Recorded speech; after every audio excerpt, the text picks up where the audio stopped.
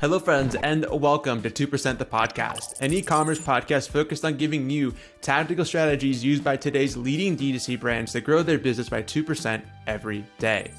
I'd like to thank this show's sponsor before I get started, Caro, the #1 collaborative commerce platform for Shopify merchants.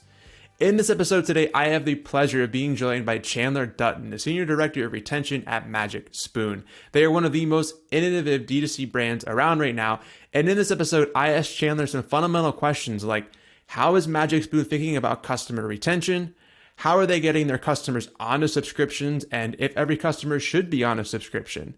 We talk about the post-purchase journey, and I ask them a lot of questions around education, how to get customers onboarded, and so much more. All of those questions will be answered in this episode, and I cannot wait to dive into it. So with that, I present to you the very first episode of 2% the Podcast.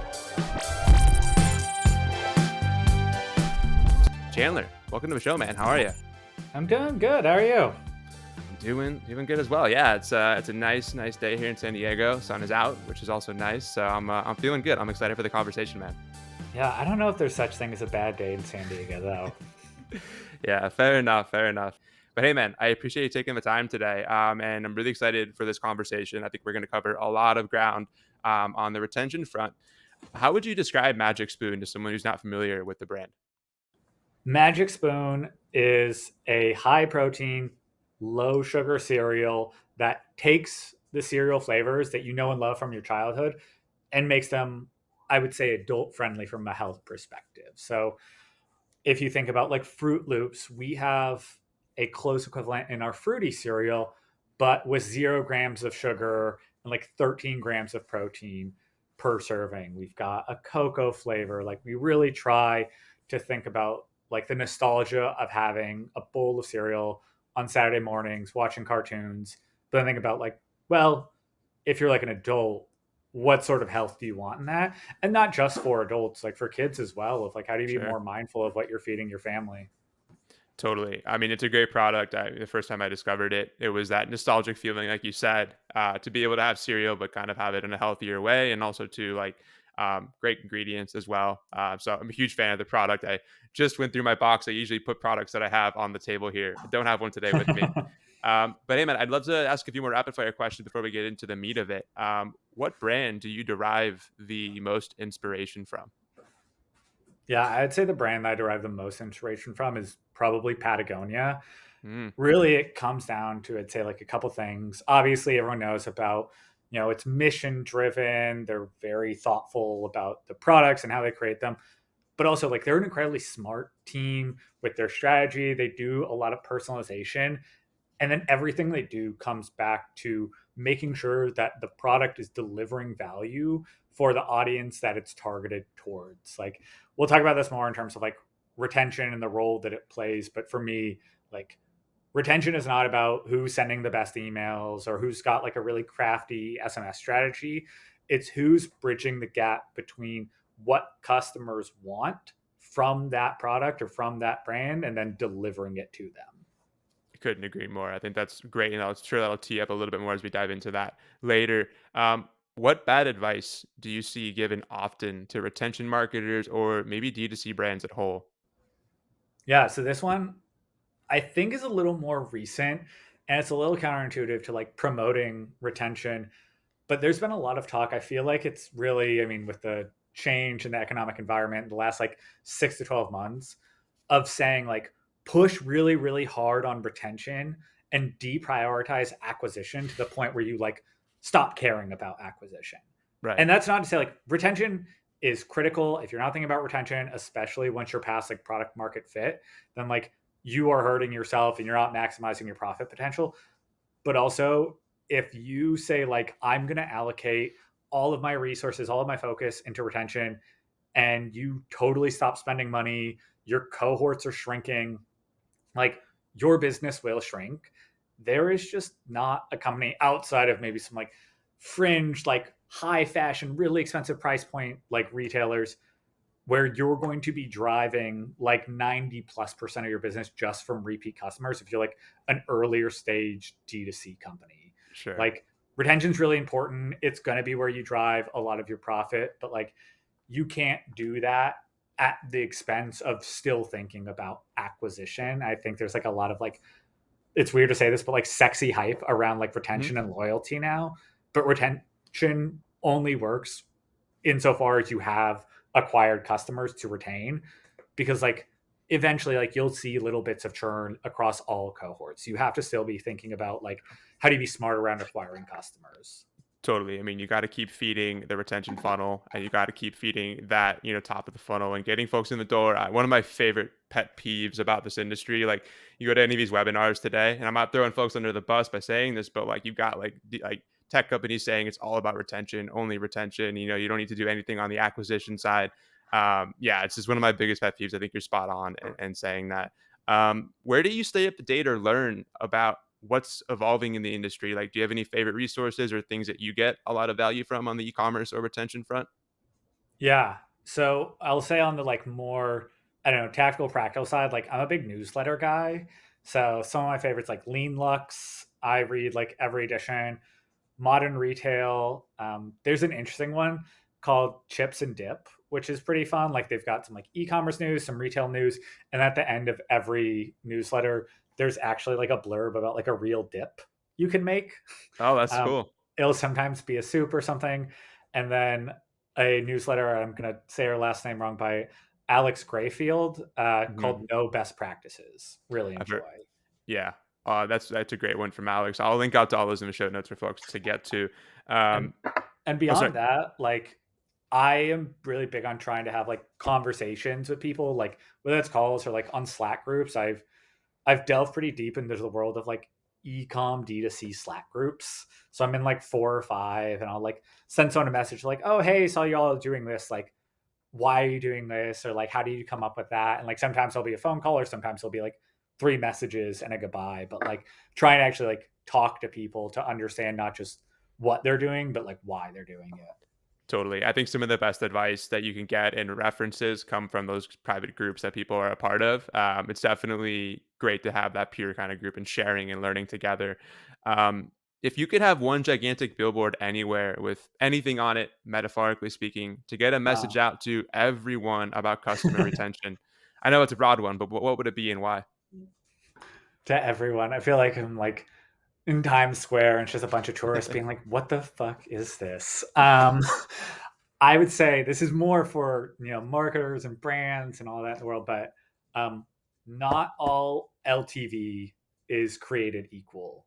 I think would be my billboard. I think there's like a lot of hype around like LTV generally, but like the way you measure and the way you think about it is like super different. If it's like, oh, here's our 2 year projected LTV versus like here's our 180-day LTV against like your customer acquisition cost to understand your payback period, right? Like Mhm. revenue in 365 days is different from revenue realized in like 45 days. Yeah. And when you're talking about like LTV, especially as people get more hyped around retention, it's important to think about like the time horizon of that Yes. money.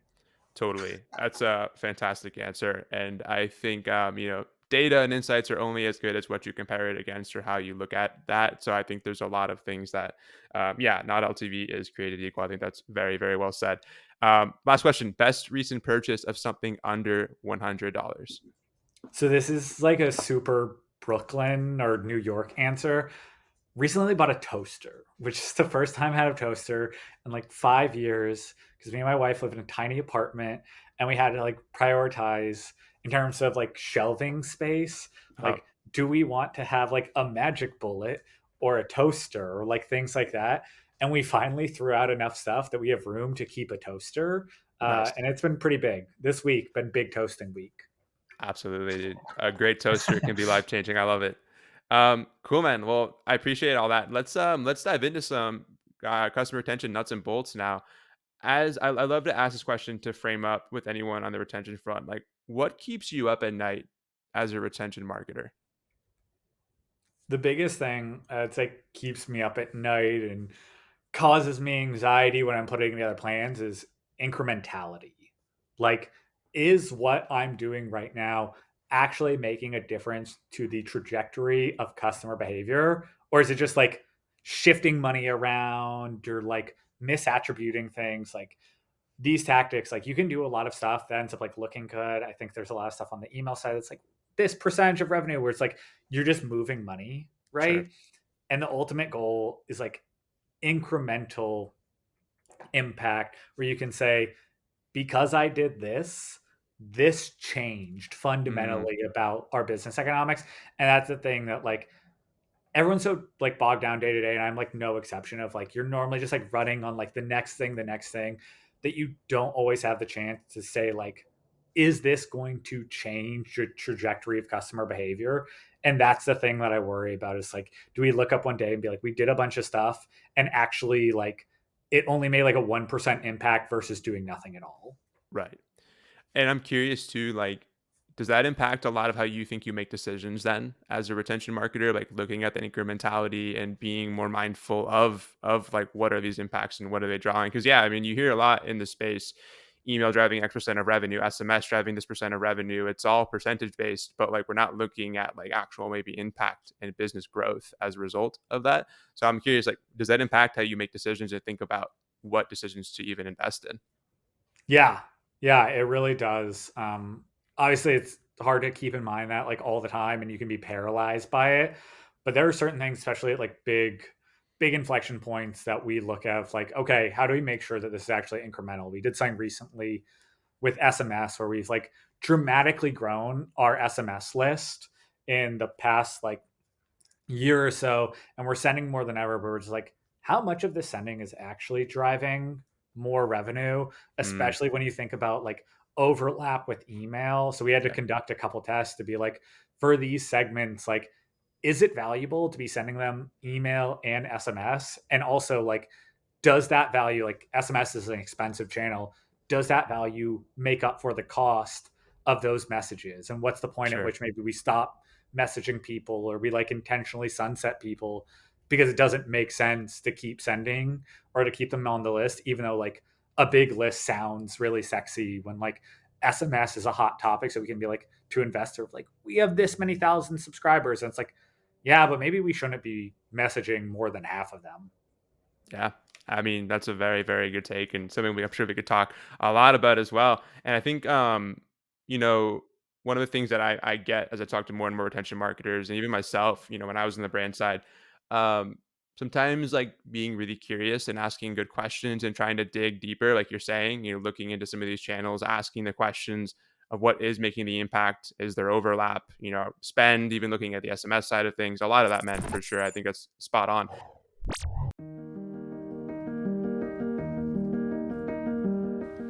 Welcome to Caro, where the world's top brands and creators come together to sell each other's products through cross-store selling.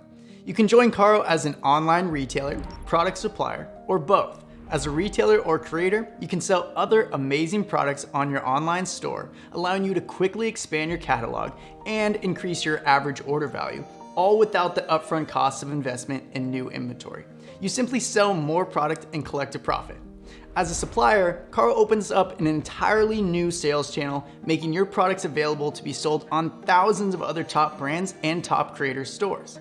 Orders are sent right to their Shopify order queue, making fulfillment super easy. You're always in control as a supplier, choosing what products to make available to the network, what retailers you work with, and the margin that works best for your business. It's the biggest no-brainer in the history of e-commerce. There are literally thousands of brands and creators. Our team is ready to help you find a perfect pairing to your brand. What are you waiting for? Join Caro and start selling more together.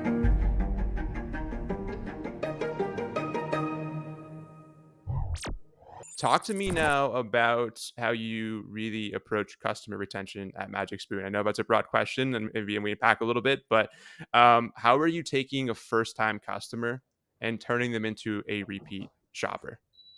Yeah, I mean, that's a huge question. That's the whole job, or 90% of the job is like, how do you get that person who is just trialing the product or maybe just really passive about it to make them want to come back?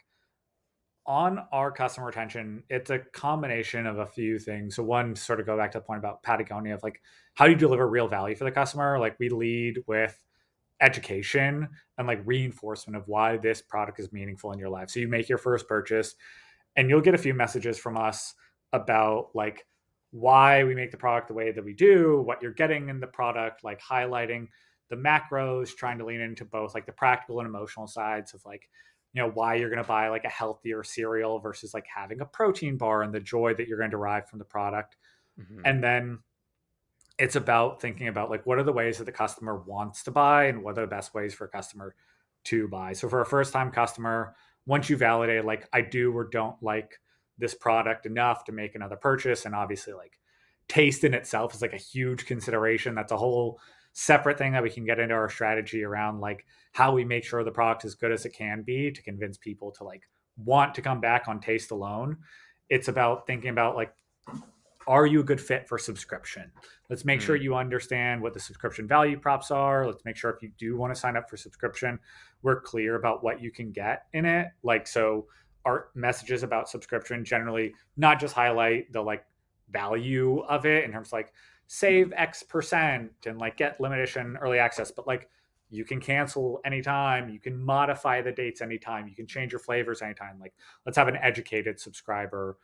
Also leaning into the things that we know fit with like how customers like to buy. So like pushing custom bundle is a big thing. When people come on to Magic Spoon for the first time, a decent amount of them buy custom bundle, but a lot of people come in on our variety pack.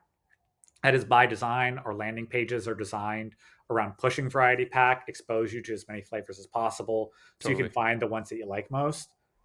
But then people want to choose. People want, 2 boxes of fruity, 2 boxes of cocoa. People want to be able to like really customize to how they see themselves buying long term. So it's about making sure, one, people like know that that exists, but then two, priming them for that future purchase by showing like, here are fun bundles that you can try, getting into like incentives for coming back, whether that's like a free box of a flavor you haven't tried before, things like that. This is a huge meaty question, so I won't go too long there. But that's the core of what we think about. Like, I would say early to mid life cycle for a first time customer, getting them to their next order. Got it. And dude, that's so much to unpack. I love all of that though. There's so much to jump off on here. And you mentioned, education being a really big focus of kind of like that post-purchase sequence.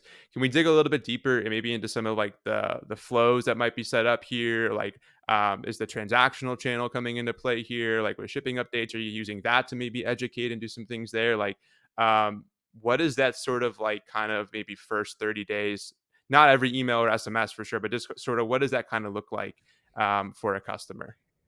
Yeah. So I'll take you through sort of like, I'd say we have 3 stages in the first like 30 days, which is like core of like the transactional and like education, priming for next purchase, and then like moving into really like it's time for your next order. And this is all based upon our like inter-purchase time data of like when we expect you to make your next order. So that beginning, yeah, we have a number of like shipping updates. So obviously like order confirmed, the order shipped out, the order's like being delivered, and the order has been delivered, as well as like if there are any complications, we have automated updates. This is through Malomo of like, oh, there's been a delay or something happened, so you can stay up to date. Like, customers, obviously they want to get their stuff quickly, but more than anything, they just like want to feel in control. So they want to know like if something's happened, like, hey, here's what's happened, drop it on this page, you can like get more information. If you have questions, reach out to our CX team, make sure that like no emails have like a no reply to. Like, all of our emails can be replied to, and a couple of those we call out. Like, make sure they feel like trust, make sure they feel like they're in control, and then we'll do some education. So in parallel to that, we try to sequence it out so you're not getting multiple emails a day, because that just sucks.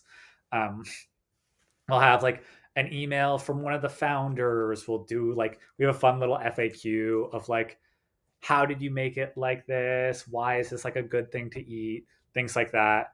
That's all in that like really early stage. I would say that takes us through like roughly day 9, 10. The next 2 weeks are about like priming. So we'll say like, social like reinforcement. So you'll see like a reviews email. We have a press email. Once you get the product, you can settle into like, was this really like the right thing for me to buy? And our goal is like, let's overcome that. Like, let's reinforce that this is like a good decision. And if you like the flavor, like, you shouldn't doubt anything else beyond that. Like, if you like the flavor of the product, lots of people love this product.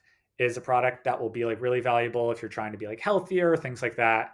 So let's focus on that. And then roughly this is starting, I want to say in the like early 20s, is Mhm. start pushing more towards like, okay, let's think about your next order. Like highlighting cool bundles that you can buy, highlighting subscription. This is all tied to like when we expect a customer on average to make a second order. But really it's like that transition of like education, trust building, reinforcement and like priming of like you made a good decision, and then carrying on to like typical more like replenishment, like time to make your next order, are you ready to like subscribe, things like that. So yeah, and you're really maximizing, I think, each of those windows for optimal impact around, yeah, starting with that education and the transactional updates, giving them, that update throughout that journey, and then taking even further, letting them, know they can reply back, get in touch with the brand. You're hitting on that CX component. Priming, you mentioned that too. I love that kind of analogy. And then yeah, when you're in that 20s kind of range, looking at getting that repeat purchase. I want to double click on subscriptions a little bit. You mentioned some tactics already, but how do you view, for folks who aren't opted into a subscription and you're trying to push someone towards a subscription, what are some of the things that you've already kind of hit on some of them already, but like how are you thinking about getting folks to a subscription offering? Yeah, so I would say like I'm not gonna be like weirdly beat around the bush. Like price is a big component of it. Like that Mhm. is the biggest value add. And for customers who sign up for subscription, like we have insights to point to like price is a huge consideration. So if you subscribe, you get 25% off the MSRP. We don't do free shipping, but like you do get that. And that's a thing that like we're gonna highlight it. We're not gonna shy away from it. Sure. It is a way that we drive value. And especially it's like we're higher in cost than like even compared to like our market. We're pretty expensive, so we do want to think about it as like this is how you drive value for customers. Is like give them the discount and they'll stick around Sure. long term, but it's more of the commitment side. Beyond that, in terms of like education on subscription, a big thing is overcoming the concerns that people have around subscription of like you're gonna auto charge me without me knowing. I'm not gonna be in control of canceling. Like we try to be really clear in our subscription oriented messaging of like you're in total control. You can Mhm. cancel anytime, you can change your frequency, you can skip, and then this gets more into like subscription retention. But once you sign up for subscription, we don't like hide that stuff in our marketing. And in fact, in our subscription education, like let's say you subscribe on first order, you subscribe on second order, like we actively tell you, like, hey, like here's how you go to your portal. When you're in your portal, you can change your frequency, you can skip your next order.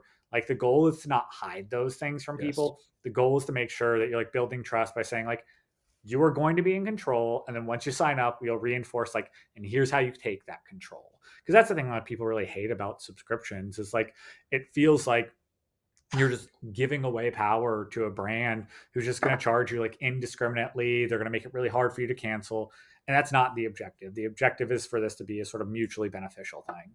I couldn't agree more. And I love that you make it easy and you lead with education, value, highlighting, why they subscribed in the first place. I won't name the brands that I've had bad experiences with, but there are some that I can recall that they make it hard to, cancel a subscription. They might even hide those things and make you talk to somebody about that on customer service. There's like a lot of sketchy things I think that, make it easy. And I think folks just really trust the brand that they're subscribing to. Last question on subscriptions. Do you think that every customer, like the goal should be to get them on a subscription? I know some brands really push towards this while some see the value and just they're going to come back and buy on their own terms. Like, how do you sort of tiptoe that line of obviously there's a lot of value in getting them on a subscription, but some just maybe don't want to roll that route and they'll just keep buying one off? Yeah, the objective is not to get everyone onto subscription. I think the objective is to get all the people who subscription would be right for onto subscription. Like we don't want to say like, oh, forget it. Like everyone just come back on their own time. Like the goal is to build loyalty and to have subscription be a key part of that. But like subscription's not going to be the right fit for everyone. And once you reach a certain stage in your life cycle, like we stop talking about subscription. Like if you've bought with us like 4 or 5 times and you've never subscribed, like you're like a happy Magic Spoon customer. You Yeah. just don't care about subscribing. And that's totally cool. Like, let's figure out the other ways that we drive value for you. Like, let's talk about like making sure we're launching cool limited edition flavors, giving you access to like new products that we're exploring, fun like bowl and spoon bundles, like all of those things. Like, especially if you're like a committed loyal customer, it doesn't make sense to be like, you have to be on subscription. Like, Mm-hmm. you really don't. Like, we want people to subscribe to the extent that's going to be right for them, and to the extent that like subscription is going to play a valuable role in them wanting to come back, whether that's for the price point reason, whether that's for the convenience reason, whether it's for like all the other perks that you can get with our subscription program. But if you don't want to be on subscription, like, we do not need to push that on everyone.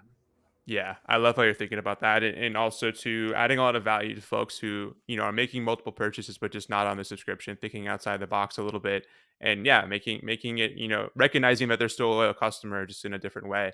I wanted to ask you, because Magic Spoon is in brick and mortar and on D2C.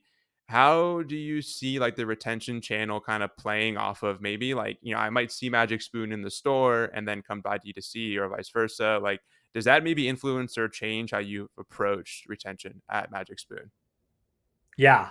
Yeah, it definitely does. And I'll say, like, this is one of the big things that's changed about us as a business. Like, this time last year, we were in no brick and mortar stores. As of the reset that we had finished like end of January of this year, we were in nearly 7,000 stores, which is just like bananas, That's right? Just bananas. like it's so many stores in such a quick period of time. So we had to be really nimble about this.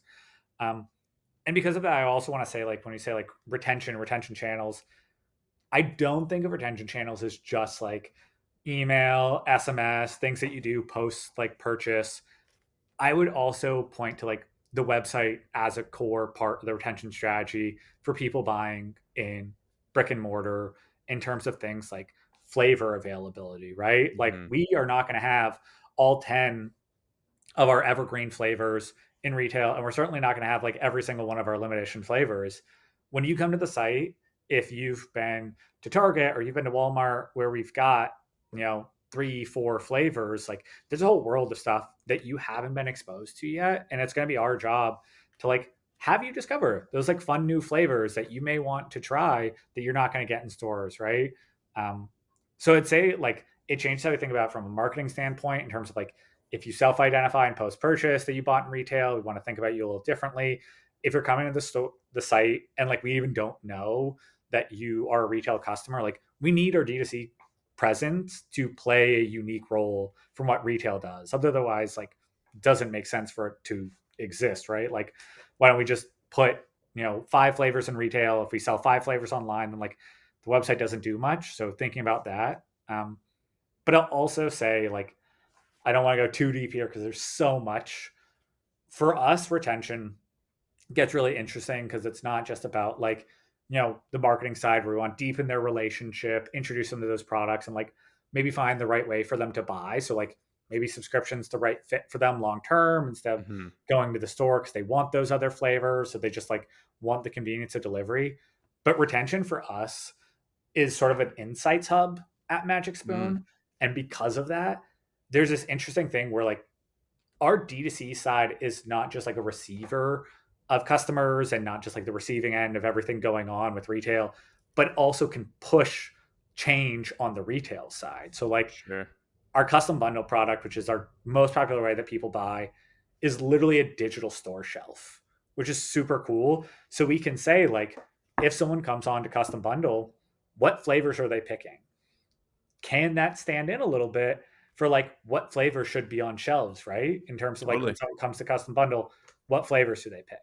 And then what flavors, if they get picked on first order, do people come back for, right? So when we're going into retail with our evergreen flavors, you don't just want things that have the most like name appeal because it sounds like fun or unique. You want the stuff that people come back to buy again, because that's what's going to drive your long-term velocity. So like, how do we as a retention team share those insights out? Similar thing for like our seasonal flavors of like, Hmm.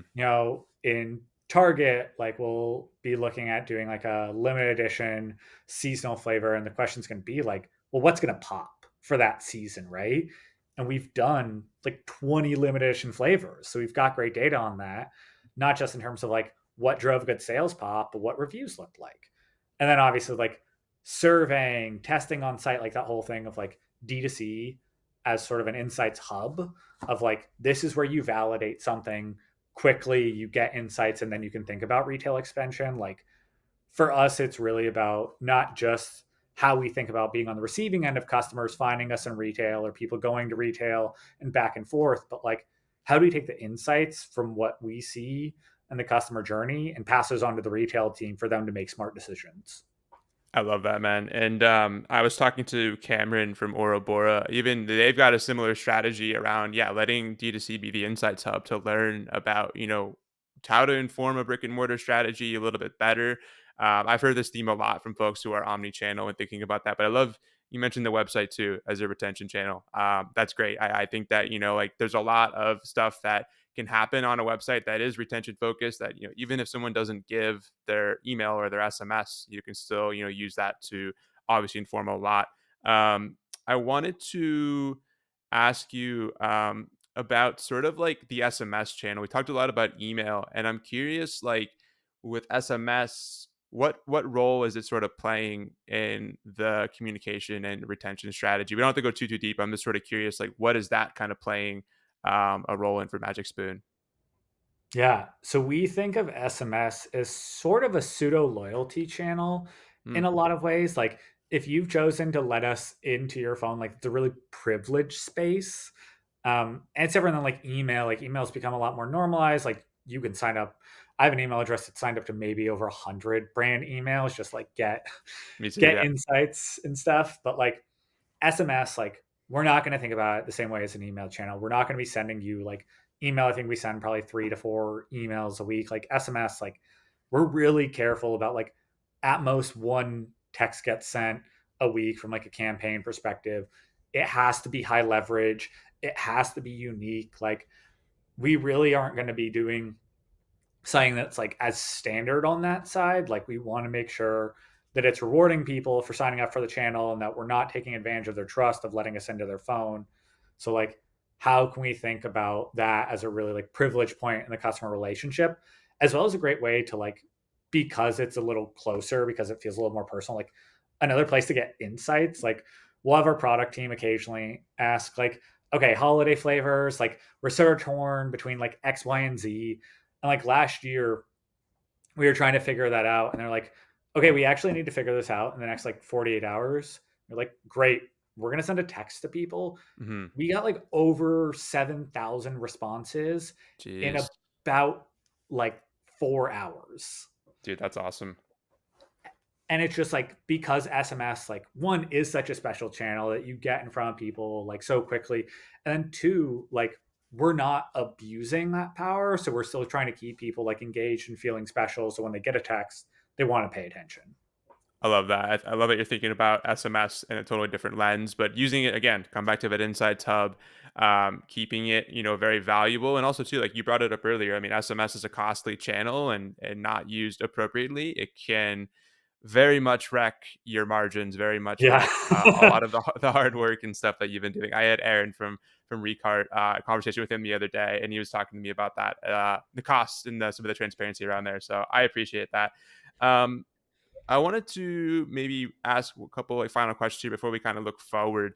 What's a piece of tech that you've recently added to the Magic Spoon mix that you're really excited about? Yeah. So we recently signed with retention.com, and I feel like that makes us one of like 200 brands because I feel like I'm seeing people post about it everywhere. Which I think is a really powerful tool on like the customer identification side. This is something I think for a long time there have been maybe one or two people in the space, really, really expensive and really like pushed on like taking over all of your customer marketing. I won't name people, but like retention.com I think is a great like lightweight tool for being able to identify more of your customers, and that pushes directly into Klaviyo where you can Hmm. use like your segmentation strategy. You can be smarter about like how you want to message people. We only signed with them like a month ago, so I'd say we're probably not making the most of them yet, but I am really excited about the potential and early results. Nice. I'm very bullish on them as well. Adam and the team are building something great. And I think too, yeah, to your point, like, I mean, it gives you just a lot of value. And I'm seeing a lot of these case studies come out too. It's success stories. So yeah, big shout out to those guys. If I was to tell you, hey, Chandler, we got to scrap almost everything on the retention side, but you had to come back to me and say, I can't live without these tools. What are some of the tools that you would say are non-negotiable? Like we have to keep these in the fold. Wow, that's like, put it that way. That is tough. I would say right now, like, this is even less on just the retention side, but just overall, like, rebuy is a huge one. Like, they power our smart cart. We have some like fun like swap to subscription encouragement stuff from them where we can like identify whether or not someone's custom bundle or like their product includes subscription eligible stuff, and Mhm. then like promote people signing up. And that's been like a huge unlock for our subscription program. It's awesome. um, I am a big proponent of like having a good data visualization tool that's user friendly. Like, it doesn't have to be a specific one. Like, I've used Looker and Tableau, but like, I think the easier that you can make it to sort of to use, I think, a sort of BS term, but I do kind of believe in like democratized data, of like Mhm. get data into everyone's hands so people understand like why customers behave the way they do. That's really important. Sure. And I would probably say, like, part of me is like, oh, any ESP, but like, I think if we had to like get rid of Klaviyo immediately, I'd probably be pretty scared. I think just like the integration they have with Shopify is so comprehensive, and the things that we've been able to additionally like pipe in to there, like, if we had to restart from scratch on the ESP side, I think I would lose my mind. I definitely agree with that statement. I couldn't imagine when I was a retention marketer as well. If I didn't have Klaviyo, I would have been incredibly lost and very very deflated. Honestly, I think they have without question the best ESP in the space. Cool, man. Well, I want to ask you some forward looking questions now. I think really Yeah. interesting. Time, I think, for a lot of D2C brands. But what is 2023? What is the rest of the year looking like for you guys? What are some of the bets that you're maybe making? And, what's your general sentiment on the year ahead? Yeah. I would say what's next for us, bets that we're making. I mean, I use another term that I like sort of don't, it's overused and I think poorly defined, but like, we're really trying to redefine what it means to be like an omni-channel brand, and to put that to be like more concrete and not like this weird watered down thing. For us, that means selling everywhere that our customer wants to buy and Mhm. making sure that every one of those channels actually serves a unique purpose. Like, like I said, this time last year, we were in no brick and mortar stores. We were on Amazon, but we weren't really advertising on Amazon that much. And now, like, we're nearly 7,000 stores. We've got a pretty good presence on Amazon. Like, our business has changed a lot. And with that, like, it means a lot of great success. And I think a lot of brands are trying to push harder into retail now, and very fortunate to have gotten to do that this year. But Sure. like, it means thinking about the business differently. Like, this time last year, we were 100% digital and very skewed towards magicspoon.com. And like, as the business diversifies, like, people are going to discover us in different ways. Mhm. People who are conventionally buying on magicspoon.com might go to retail, they might go back and forth. We're going to have to think about how we're understanding how that customer buys, even in that like retail black box of data, um, and being more mindful about how our strategies do or don't scale across all of those channels. And in the places where like we do something that's just a bet on D2C, in terms of like, we're looking more at like building out our subscription infrastructure and like getting smarter about that. We need to make sure that that's the right priority for the business in terms of the overall opportunity size. Everything used to be like, what's the D2C opportunity size? And now, like, we have so much more that comes down to shared resources Mhm. across teams that work on different sales channels. And we need to be really smart about that. Totally. Yeah. Be incredibly smart about it. You mentioned diversification, obviously, but I mean, really, I think too. I love that you said, looking at each channel in a unique way and trying to really think about that and how that ladders up to, yeah, like where do you spend your time, what are you focused on, etc. One question I wanted to ask you, because I think this is a really interesting one, is that I think over the last couple of years, folks who are wanting to enter this retention space, I think there's never been a better time for all the resources in education and learning. And you mentioned, all the different things that you're learning from. And I think it's a great time to be entering this space. I think back though, 5, 10 years ago, it was a totally different story. I think in a lot of ways, like some of the best resources weren't really easy to find. For someone who might be looking to get their start in retention marketing and listening to this right now, what advice might you give, and where would you get started if you were starting from zero again? Yeah. So it's hard in terms of like the way that I have found success, I think has been a little unconventional. And the way I'm going to like push it is a little different. Like, I don't think in terms of like long-term success in retention marketing, obviously there are different ways to get your foot in the door. Just being like a really good email marketer is not like the core of retention anymore. At least if you want to be a retention marketer at like a startup or like a small and mid-sized business, like huge enterprise companies, yeah, they have like entire email marketing functions. But if you're interested in like retention marketing holistically, it's about trying to understand the customer holistically, and those marketing channels play a role, but it's not just about that. So like for me, I would push like getting good like data underpinnings. So when you have the opportunity to understand like how do customers buy, how does that behavior like change over time, like Mhm. you understand it, and when you start pitching like marketing ideas, it speaks to that instead of just like here's a good email idea. So some that's like learning GA, like it's can be super boring, but like getting at least like a base level proficiency in Excel, maybe learning a little SQL, Mhm. and then from that, like just trying to get your foot in the door in a role where like you're exposed to the retention function, even if you're not part of it, and like ask a lot of questions. So like my first experience with retention marketing came on a partnerships marketing team where like ultimately the goal of that team started as being focused on acquisition, but then it transformed as the business goals changed. But also like because retention has one been underappreciated and like two is becoming this like bigger area of focus,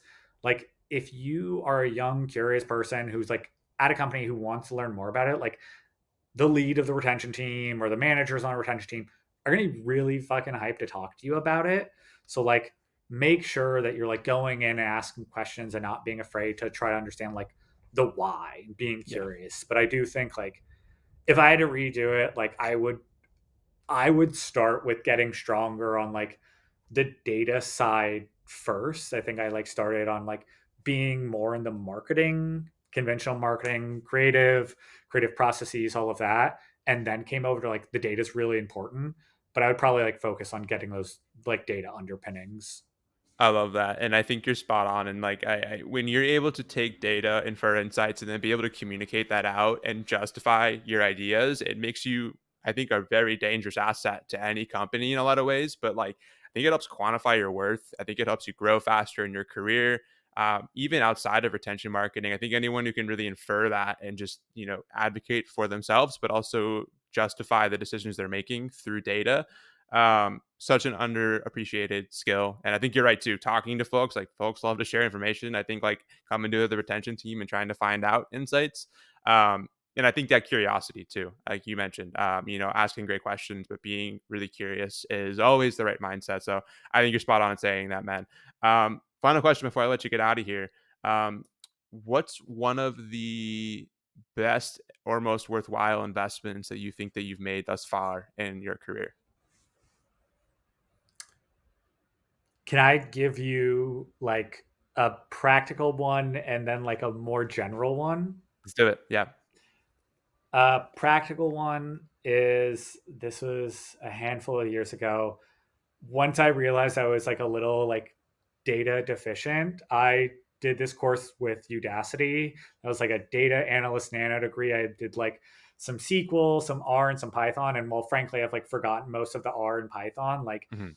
that learning process and like getting into like bigger data sets and trying to understand those things, like I think really helped shape my thinking around like how powerful that could be. And I think made it easier to sit in like a variety of conversations with like finance people, marketing people, and be able to like talk intelligently, even on things that aren't like totally in my depth, because I could like understand some of like the data and the principles around how they arrived at conclusions. Less practical. This is like sort of a silly pitch for like not indulging, but like taking care of yourself is like making life upgrades when you can afford to. So when I was out of school, like I bought a used car that had a transmission that slipped, and like the trunk literally didn't stay down. I had to like tie it down with bungee cords. Oh shit. And like once I like got to the point where I could like just buy like a decent like certified pre-owned car, life just got so much better and I was so much less stressed. I was actually able to focus on work. And the same thing happened when I like moved from like a really bad apartment to like just an average one that was still like within my means, but maybe was like a little more of a stretch at the time. Like I think people don't realize when you have other stressors in your life, how much mental space that occupies.